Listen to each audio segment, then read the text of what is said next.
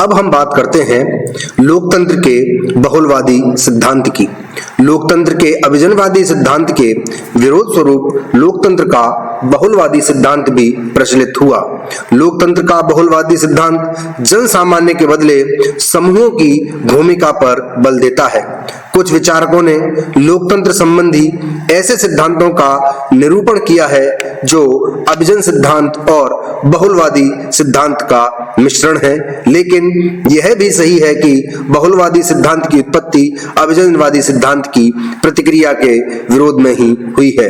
अभिजनवादी सिद्धांत एक ऐसी स्थिति के निर्माण से संतुष्ट है जिसमें सत्ता ऐसे अभिजन वर्ग में निहित होती है जो महत्वपूर्ण निर्णय लेता है, लेकिन बहुलवादी एक ऐसी प्रणाली पर जोर देते हैं जो उदारवादी लोकतंत्र में अभिजनवाद की प्रवृत्ति को निष्प्रभावी कर देगा और सही जन आकांक्षा को प्रकट करेगा। बहुलवाद की अवधारणा वैसे तो पुरानी है, किंतु 20वीं सदी में आधुनिक उदारवादी चिंतन का यह एक महत्वपूर्ण अंग बन गया। सामान्य अर्थ में बहुलवाद सत्ता को समाज में एक छोटे से समूह तक सीमित करने के बदले उसे प्रसारित और विकेंद्रीकृत कर देता है। आधुनिक औद्योगिक और प्रौद्योगिक काल में बहुलवादियों के अनुसार सत्ता विखंडित हो गई है और इसमें प्रतियोगी सार्वजनिक और निजी समूहों की साझेदारी बढ़ गई है। उच्च स्थानों पर आसीन लोगों के पास पूर्व की भांति सत्ता नहीं रह गई है, क्योंकि वे मुख्य रूप से परस्पर विरोधी स्वार्थों के बीच मध्यस्थ की भूमिका निभाने लगे हैं। विभिन्न समूह अपने नेतृत्व के माध्यम से मध्यस्थता करते हैं और उसके जरिए व्यक्ति का भी प्रतिनिधित्व हो जाता है। यद्यपि औद्योगिक और प्रौद्योगिक एकीकरण और प्रौद्योगिक अभियाचनाओं के कारण सत्ता कुछ ही व्यक्तियों में केंद्रित हो गई है, लेकिन अल्पसंख्यक किंतु बृहत्तर हित समूहों के बीच प्रतियोगिता सार्वजनिक हित के पक्ष में जाती है। बड़े व्यापारी घरानों, श्रम और सरकार के बीच प्रतियोगिता ने प्रत्येक समूह को अपनी सत्ता का दुरुपयोग करने पर लगाम कसी है। इस प्रकार नागरिकों के बीच संपत्ति, शिक्षा और सत्ता में असमानता को निम्न रूप से प्रभावी कर दिया जाता है, क्योंकि संगठन और समूह आशा से अधिक प्रतिनिधित्व प्रदान करते हैं और इससे लोकतंत्र अधिक वास्तविक बनता है और अधिक व्यवहारिक भी सिद्ध होता है। भारत का ही उदाहरण लें तो यहाँ महेंद्र सिंह टिकैत जैसे किसान नेताओं के किसान संगठनों और नर्मदा बचाओ आंदोलन जैसे जन आंदोलन है जो लाखों गरीबों और अशिक्षित लोगों की आवाज बन जाते हैं। लोकतंत्र को ये निश्चय ही अधिक वास्तविक बनाते हैं। यह सही है कि अभिजन वर्ग और उनके समाचार मीडिया उनकी आलोचना करते हैं और उन्हें प्रगति का बाधक बताते हैं, और यदा कदा सर्वोच्च न्यायालय भी उन्हें अपने आंदोलनों को रोक देने के लिए बाध्य करता है, किंतु इस सब के बावजूद ऐसे जन आंदोलन भारतीय लोकतंत्र को अधिक सार्थक और प्रतिनिधि मूलक बनाते हैं। लोकतंत्र की बहुलवादी अवधारणा का विकास मुख्य रूप से अमेरिका में माना जाता है। इसके प्रमुख प्रणेताओं में S M. Lindsay, Robert Dahl, V. Presthus, F. Hunter आदि प्रमुख हैं। इन विद्वानों का तर्क है कि राजनीतिक सत्ता उतनी सरल नहीं है जितनी दिखाई पड़ती है।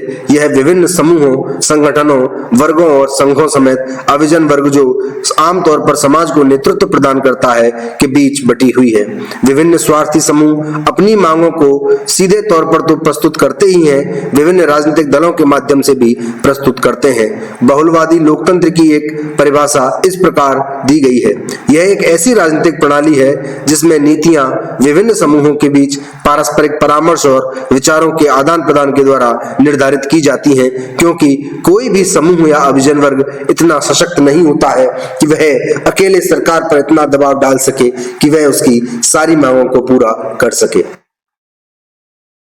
बहुलवादी सत्ता की इस प्रकार की साझेदारी का अनुमोदन करते हैं। इससे लाभ यह होता है कि कोई भी सामाजिक समूह सरकार की नीति निर्धारण की प्रक्रिया पर इस कदर हावी नहीं हो पाता कि वह अन्य वर्गों के हितों की अनदेखी कर सके। लेकिन बहुलवादी सिद्धांतकारों की एक मान्यता यह भी थी कि सभी नागरिकों को राजनीतिक क्षेत्र में अपने हितों को संगठित करने और उन्हें साधने के लिए वैधानिक अवसर और आर्थिक संसाधन प्राप्त हुए हैं। इस अवसर के बगैर नागरिक किसी प्रस्तावित कदम का समर्थन या विरोध नहीं कर सकते। बहुलवादी विचारक राजनीति को व्यक्तियों के बदले समूहों के बीच निश्चयों की प्रक्रिया मानते हैं और घोषणा करते हैं कि लोकतंत्र सर्वोत्तम तरीके से तभी काम करता है जब नागरिक अपने विशेष हितों के समर्थक समूह से जुड़ जाते हैं। बहुलवादी इस बात पर विशेष बल देते हैं कि किसी भी समाज में व्यक्तियों की सक्रिय सहभागिता होनी चाहिए और अपने संकल्प को क्रियान्वित करने के लिए विभिन्न समूहों से जुड़ जाना चाहिए। साथ ही सारे समूहों और उनके सदस्यों को यह स्वीकार करना चाहिए कि चुनाव राजनीतिक निर्णयों में विशाल समुदाय की सहभागिता का एक कारगर हथियार है। इसी तरह अभिजन वर्ग के सारे समूह और सदस्य पारस्परिक प्रतियोगिता के द्वारा लोकतंत्र को संभव बनाते हैं। इससे स्पष्ट होता है कि बहुलवादी सिद्धांत वास्तव में अभिजनवाद का पूर्णतः विरोध नहीं करता, क्योंकि इसके प्रवर्तकों के अनुसार अभिजन वर्ग का अस्तित्व एक हकीकत है और वे उसकी अवस्थिति से संतुष्ट हैं। यही कारण है कि बहुलवादी सिद्धांतों द्वारा कभी कभार अभिजन वर्ग के सिद्धांतों से आंशिक रूप से भिन्न समझा जाता है।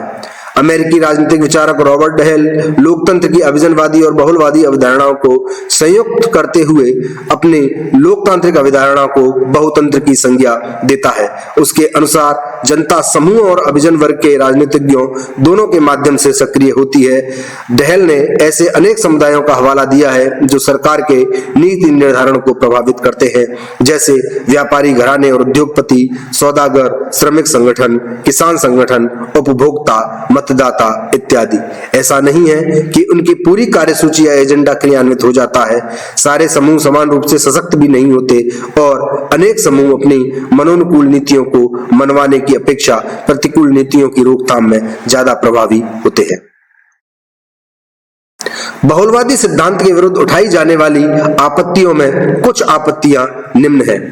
पहली, बहुलवादी सिद्धांत इस मान्यता पर आधारित है कि अलग अलग समूहों के बीच हितों के टकराव के फलस्वरूप इन हितों अथवा उनके अंश को प्रोत्साहन मिलता है जो स्वीकार किए जाने के योग्य होते हैं। लेकिन कभी कभी ऐसा देखा जाता है कि इस टकराव के कारण यथास्थिति अथवा गत्यावरोध के हालात बन जाते हैं। कभी कभी तो और स्थिति बदतर हो जाती है जब एक समूह विशेष अपनी संपूर्ण कार्यसूची को मनवा लेता है, जिसके फलस्वरूप अन्य समूह आक्रोशित हो उठते हैं।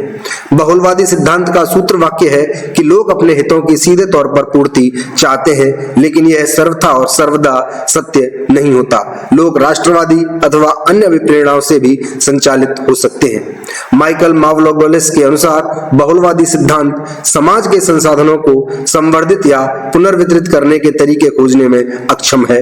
नतीजतन निम्न जातियों, महिलाओं, आदिवासियों तथा परंपरागत रूप से समाज के अन्य वंचित तबकों को साधन संपन्न वर्गों की भांति राजनीति में सहभागिता के समान अवसर नहीं मिल पाते हैं।